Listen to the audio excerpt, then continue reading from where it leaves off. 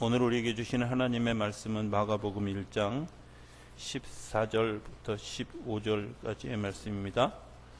마가복음 1장 14절, 15절 이 계시의 말씀을 봉독하는 동안에 살아계신 하나님의 음성을 친히 들으실 수 있게 되길 바랍니다. 요한에 잡힌 후 예수께서 갈릴리에 오셔서 하나님의 복음을 전파하여 이르시되 때가 찼고 하나님의 나라가 가까이 왔으니 회개하고 복음을 믿으라 하시더라. 아멘. 하나님의 은혜와 사랑이 저와 여러분들 가운데 함께하게 되기를 주의 이름으로 축복합니다. 지난주에 제목이 뭐였죠?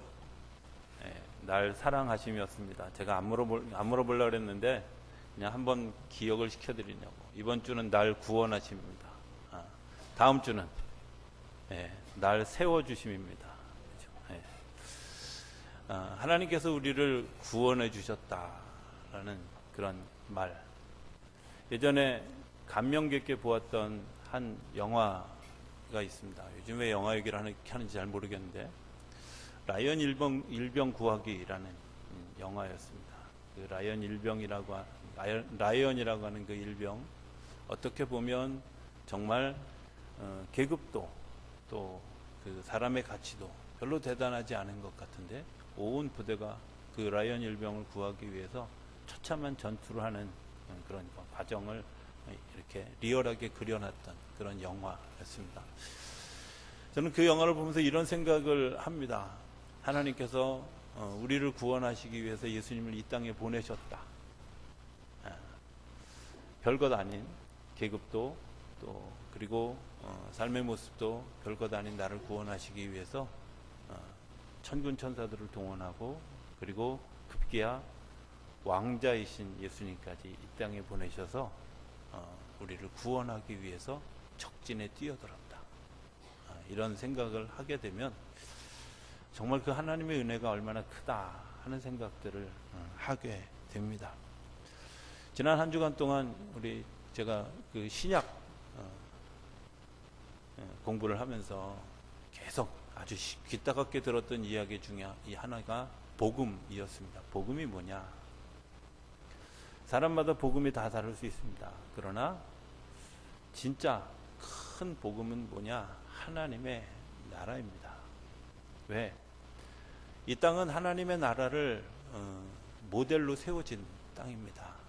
그리고 그 하나님의 나라에 세워진 모델 가운데 하나가 에덴 동산인데 그 에덴 동산으로부터 우리가 격리되어져서 이제는 에덴 동산을 바라보아야 되는, 그러니까 시간이 지나가다 보니까 에덴 동산이 뭐였는지, 하나님의 나라가 뭐였는지, 또 하나님의 계획이 뭔지, 하나님이 그 땅에서 어떻게 우리를 축복하셨는지 이런 것들을 알지 못하게 되어졌다는 겁니다. 역사를 저는 굉장히 중요하게 생각하는데 그 역사를 중요하게 생각하는 이유는 역사가 반복되기도 하지만 역사를 잃어버리면 오늘 우리들의 삶의 방향을 잃어버리게 됩니다. 저는 성경의 역사가 굉장히 중요합니다. 그 중요하게 생각하는 이유 중에 하나는 우리가 그 성경의 역사를 잃어버리면 우리가 가야 될 방향을 잃어버리게 되고 그 방향을 잃어버리면 삶이 혼돈 가운데 빠지게 된다는 겁니다.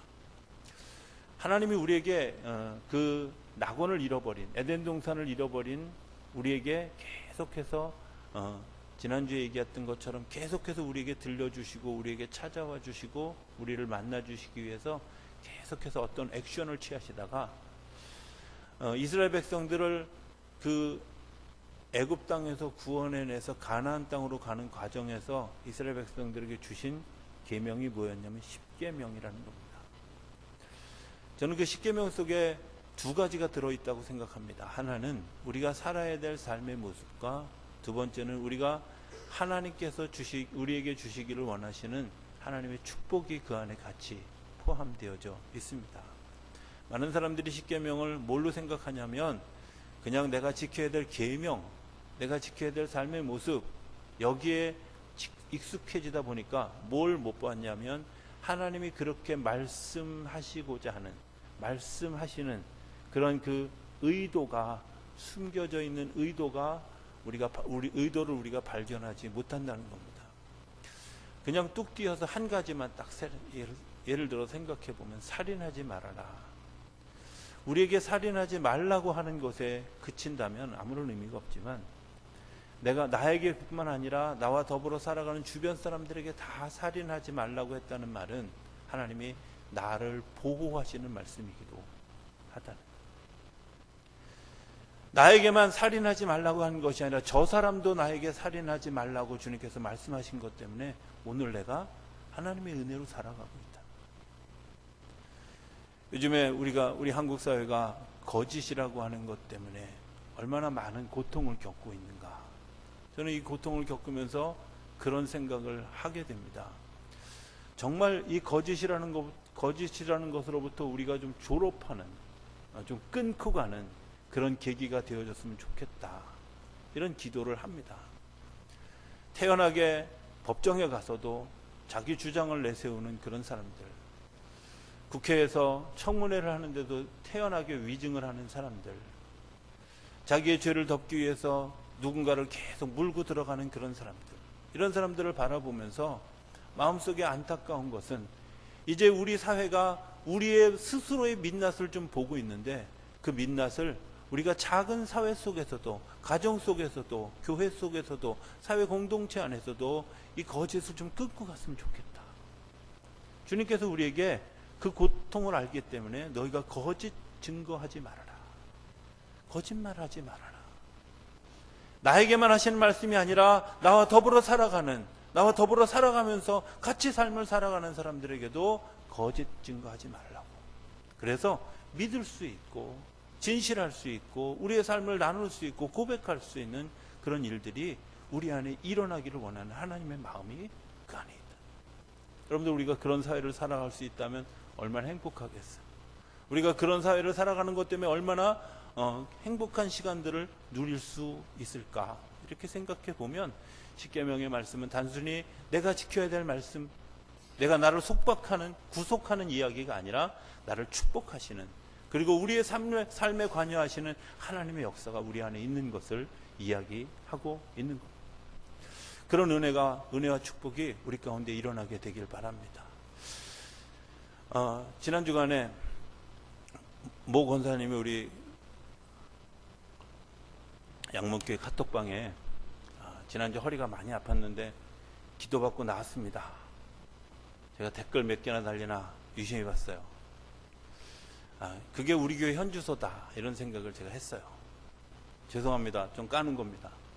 여러분들 정말 기억해야 될 것이 있습니다. 저는 기독교 공동체에 있어서 가장 중요한 것이 뭐냐? 삶을 나누는 거고, 자기의 기도 제목을 나누는 거고, 자기의 감사의 고백을 나누는 겁니다. 어쩌면 이것이 굉장히 우리 안에 익숙해지지 않은 모습이 되어졌습니다. 기도 제목을 나누는 일들, 우리의 고통을 나누는 일들, 우리의 감사를 나누는 일들이 어느덧 자랑으로 보여지고, 어느덧 그것이 누군가를 세워주는 일들로 보여지고, 또 때로는 그러한 일들이 우리 스스로를 비하시키는 일들로 여겨지는 것처럼 생각합니다. 그러나 잘 생각해 보면 성경은 우리에게 계속 얘기합니다.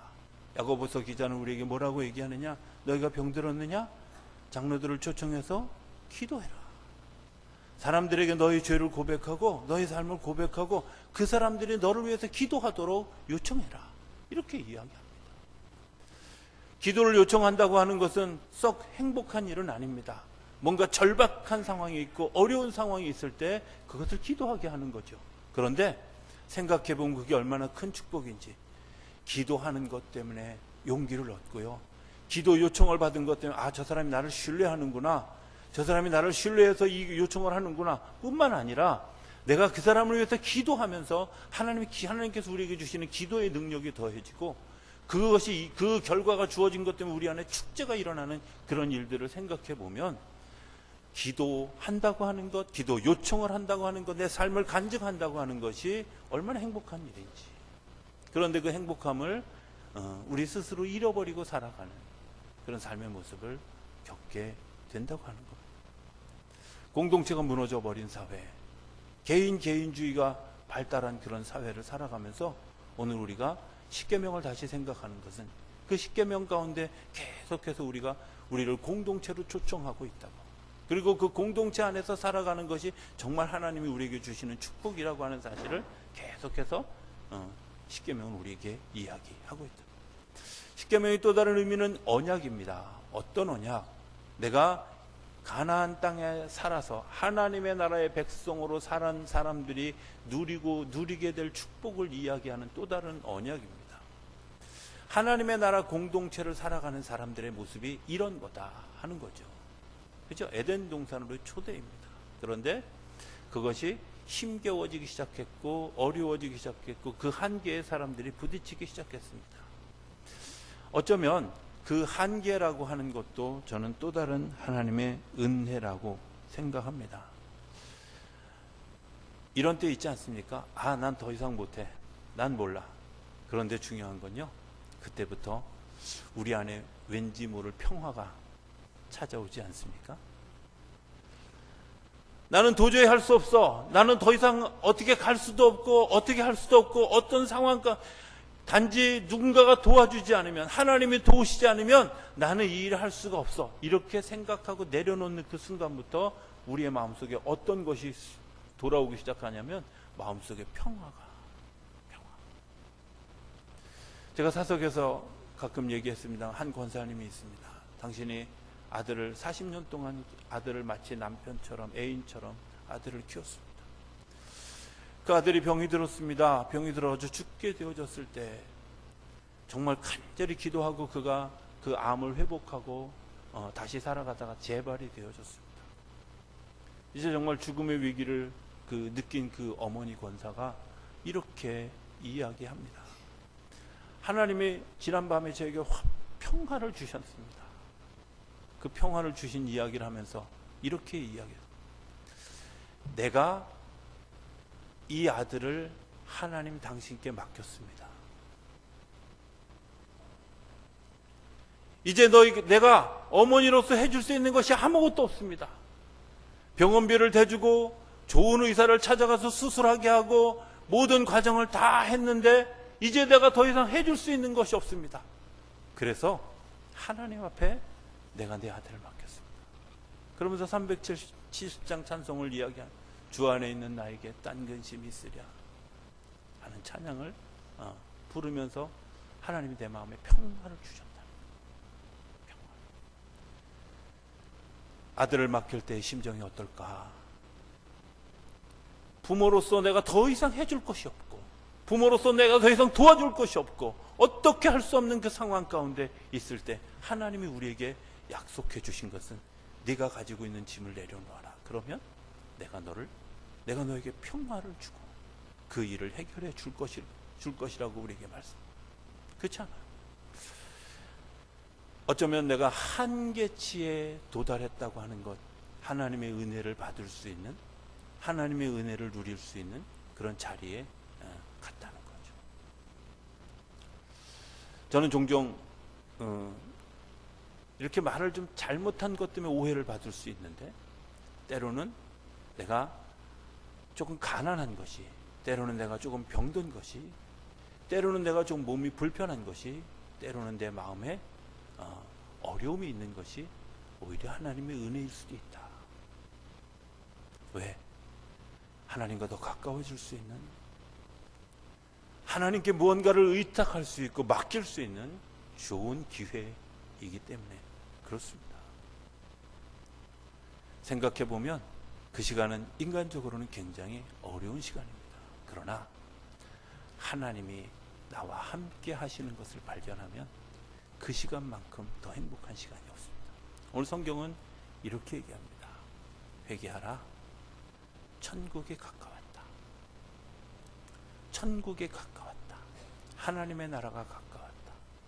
히라보 표현에 의하면 손에 닿을 뜻이 왔다. 뭘 얘기하는 걸까요? 저는 예수님 자신을 하나님의 나라로 비유하고 있다고 생각합니다. 예수님이 우리를 구원하시기 위해서 손에 닿을 만한 거리에 오셨다는 거예요. 예전에는 십계명이라고 하는 계명으로 우리에게 주셨고, 예언자라고 하는 대언자를 통해서 우리에게 말씀해 주셨고, 선지자들을 통해서 우리에게 말씀해 주셨는데, 이제는 그 하나님의 나라에 살아가는 하나님의 나라의 사람을, 하나님의 나라의 사람 중에서도 고위층을 이 땅에 보내주셔서 손에 닿을 듯이 가까이 왔다는 거예요. 손에 닿을 듯이. 그냥 말씀으로가 아니라, 그냥 막연한 이야기가 아니라, 그냥 현상이 아니라 실제로 살아 움직이는 하나님의 나라를 너희가 지금 보게 되는데 가까이 왔다. 그런데 그 가까이 온 그 예수님을 우리가 경험하는데 어떤 모습이 필요하냐? 회개하는 게 필요하다. 회개한다는 말을 요한복음 1장 12절은 이렇게 표현, 영접하는 자 곧 그 이름을 믿는 자들에게는 하나님의 자녀가 되는 권세를 주셨다. 예? 회개한다는 말은 나를 비워서 그분을 받아들이는 겁니다. 저는 환대한다 이런 표현 되게 좋아합니다. 환대한다는 게 뭘까? 환대한다는 말은 환영함으로 대한다는 얘기죠. 문자 그대로 하면 이런 겁니다. 신방하려고 하면, 어느 집에 누가 손님이 가려고 하면 어떻게 해요? 그냥 대충 우리가 살던 대로 어지러운 놓은 모습으로 저는 그 청소하고 정리하고 하는 그런 그 마음이, 이미 환대하는 마음이 그 안에 있는 거예요. 꽤 오래전에 신방을 가서 그 과일을 이렇게 대하고 있는데 하나님 분도 이분이 요 자그마한 식탁을 준비하기 위해서 얼마나 많이 애썼는가를 느끼게 해주셨어요. 제가 그때 어떤 마음을 가졌냐면, 이분이 일주일 전부터 고민을 하더라고요. 무슨 과일을 살까? 그리고 시장에 그것 때문에 3번이나 나가는 거예요. 더 좋은 과일, 더 좋은 것, 더 귀한 것, 이것을 대접하려고 싸고 비싸고의 문제가 아니라 더 좋은 것을, 더 신선한 것을 위해서 3번이나, 그리고 더 좋은 것을 고르기 위해서 주인 아줌마가 막 뭐라 그러는데도 불구하고 속에서부터 그 좋은 것을 끄집어내서 아름다운 모습을 만들려고 3가지 색깔의 식탁 그 과일을 이렇게 딱 새겨놓은, 그때 그런 마음, 이 단순간 한 번 정말 3분, 5분 먹고 갈 이 식탁이지만 그것을 위하는 그 주인의 마음이, 그 성도의 마음에 확, 여러분들 그게 환대 아니겠습니까? 주님께서 우리 안에 들어오시기 위해서 내 마음을 비우고 주님 내 안에 오십시오 하고 그분을 받아들이기 위해서 내 마음을 열고 내 마음을 준비하고, 그리고 그것을 위해서 나를 정결하게 하고 주님 앞에 나아가는 것, 저는 그걸 회개라고 이해합니다. 우리의 마음이 비워지고 우리의 삶이 비워지고 우리가 정말 내가 생각했던 것들이 비워지고 하나님의 나라를 있는 그대로 받아들일 수 있는 것, 그것이 회개입니다. 주님께서 우리에게 보여주셨습니다. 그러면 보여주신 대로 살아가는 겁니다. 우리에게 말씀해 주셨습니다. 말씀한 대로 살아가는 겁니다. 왜? 그분이 하나님의 나라이기 때문에 그렇습니다.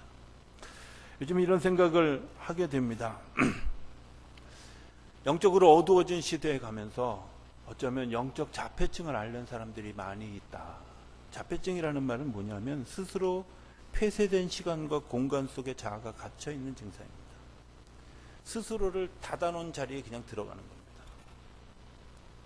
자기만의 세상이 있는 거예요. 자기만의 공간을 만들어 놓은 거예요. 신앙생활하고 특별히 목회를 하면서 설교를 하다 보면 공감하죠. 그죠? 제가 이렇게 설교할 때는 별로 그렇지 않지만, 제가 예전에 곽선희 목사님이 소망교회 담임하실 때 제가 몇 번 그 가서 예배를 드려서 이렇게 보면 그 동네는 되게 재밌는 게 아주 조용해요. 한 3, 4천 명이 앉은 그 예배당에 뒤쪽에 앉아서 이렇게 보고 있으면 고개가 딱 이렇게 있다가 어떤 순간에 고개가 탁 떨어져서 딱 올라가요. 근데 그게 마치 군대 같아. 공감하는 거예요. 아, 맞아. 그래. 놀랐어요. 근데 놀라운 것은 그렇게 공감한 그분들이 여전히 사회의 비리를 만드는 사람들이 되고 있다. 예배의 설교에 공감합니다. 그러나 내 삶이 움직여지지 않습니다. 내 삶이 바꿔지지 않습니다. 내 삶이 달라지지 않습니다. 내 삶을 내가 믿음으로 받아들인 것들을 표현할 수 없습니다. 그리고 그 안에 갇혀서 자기와 조금만 다른 생각을 하고 있으면, 자기와 조금만 다른 것들을 바라보고 있으면 그것에 대해서 정죄하는 그런 모습들을 보게 된다는 겁니다. 하나님의 나라는 있는 그대로를 포용하는 겁니다. 누가복음 4장에 보면 하나님의 나라를 표현하면서 이렇게 얘기합니다. 기름 부은 자를 표현하면서 기름 부은 자가 이 세상에서 와서 하는 일이 무엇일까? 이렇게 얘기합니다. 가난한 자에게 복음을 전하게 하시려고 내게 기름을 부으시고 포로된 자에게 자유를, 눈먼 자에게 다시 보게 함을, 눌린 자에게 자유케 함. 어떻게 한다고요? 하나님의 나라에 초청되어지는 사람들은 대단한 사람, 귀한 사람, 훌륭한 사람, 돈 많은 사람, 튼튼한 사람, 재력 있는 사람, 능력 있는 사람이 아니라 어쩌면 그 사람들 포함해서 그 사람들 때문에 소외되어져 있는 그런 사람들, 눈먼 사람들, 포로된 사람들, 자유함을 잃어버린 사람들, 그리고 근심하는 사람들, 염려하는 사람들, 그 모든 사람들을 주님께서 끌어안으시면서 내가 너에게 은혜와 사랑으로 함께하고 그리고 그 삶을 구원하기 위해서 이 땅에 예수님이 오셨다는 겁니다. 저는 이 말씀을 들으면서 이런 생각을 합니다. 우리가 은혜를 입었다고 하는 것은 누군가에게 은혜의 통로가 되어져야 한다는 거죠. 사실 한 10년 전만 해도 저는 비난받는 거 되게 싫어했습니다. 교인들이 비판하면 그것 때문에 굉장히 힘들어하고 막 짜증내하고, 주일날 막 그런 일이 일어나면 주일날 저녁에 막 잠을 제대로 못 자고 막 그런, 겉으로 볼 때는 막 저 동네 아저씨 같이 수수해 보이지만 제가 예민한 구석이죠. 그런데 어느 날 하나님이 제 마음속에 어떤 마음을 주시냐면, 나도 세상에서 칭찬받지 않았다. 나도 세상에서 돌팔매를 경험했고, 나도 세상에서 채찍을 경험하고, 나도 세상에서 십자가를 경험했다. 너를 구원하기 위해서. 너를 구원하기 위해서. 내가 너를 기독교 공동체의 기도 지도자로 세우는 것은 네가 이미 내가 간 길, 그리고 예수님의 제자들이 간 길을 당연히 걸어요. 환영해주고 박수 쳐주는 것이 아니라 때로는 거센 비난과 때로는 거센 저항들이 네 앞을 가로막고 설 것이다. 그러나 두려워하지 마라. 내가 너와 함께한다. 내가 그 일을 통해서 구원을 이루게. 요즘 그런 생각을 하게 됩니다. 한국 기독교가 왜 힘이 없을까? 간단합니다.